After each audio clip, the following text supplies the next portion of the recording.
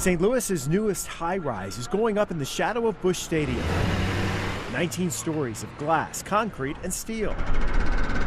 There's no such thing as earthquake-proof. But this building is designed to be earthquake resistant. It's the connection. So when the building rocks back and forth, picture the floors staying flat and the columns are moving. Doo-dee-doo-dee-doo. It's that swaying that kept one of the area's oldest buildings, the Little Log Church, from collapsing during massive earthquakes in the early 1800s.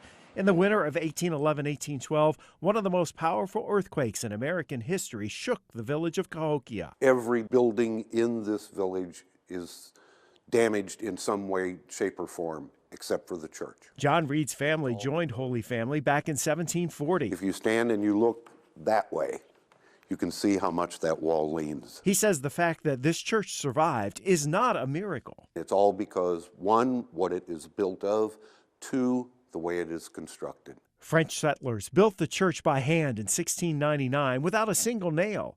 Black walnut beams on a rock foundation. You also have to give the beams a little bit of a lean. The walls lean in about 6 inches on each side. What it does, because of the way it's constructed, it just makes one giant hug on itself. More than 200 years later, engineers look to the church for answers. We've had people here in years past who are earthquake preparedness engineers, and they came to study the building because it went through that terrible earthquake.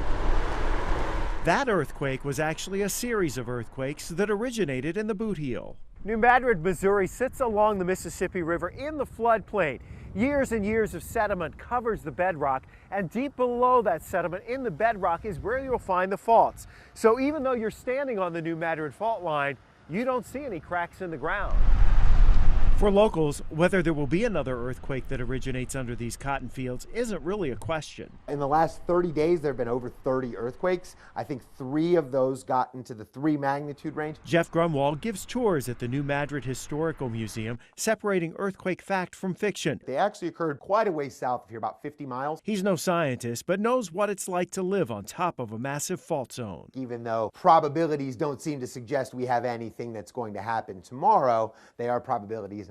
Could happen tomorrow, so you should probably be ready. Seismologists with the U.S. Geological Survey agree the New Madrid seismic zone south of St. Louis and Wabash Valley that sits due east are both active, a good reason to make sure buildings are built earthquake resistant. We are a pretty good distance down from the epicenter of the earthquake, St. Louis, maybe a couple hundred miles, so we probably wouldn't see a severe shaking here and as much damage.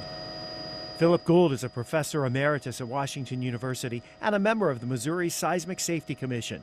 His take, falling bridges, probably not, but falling bricks, likely. You can have a lot of interruption. The sign can fall down from the top, that tells you which way to go, and that'll narrow the traffic and all those kinds of things. For engineers at the city's newest high-rise, it's safety first. They can't predict when or even if a major earthquake will happen. When an engineer starts designing a building, this is where he starts. Where is the building located in the seismic zone map? So like the Little Log Church, it has to be built to stand tall during a disaster. You want the tenants, you want the people who are occupying the building to be able to get out and get to the ground safely.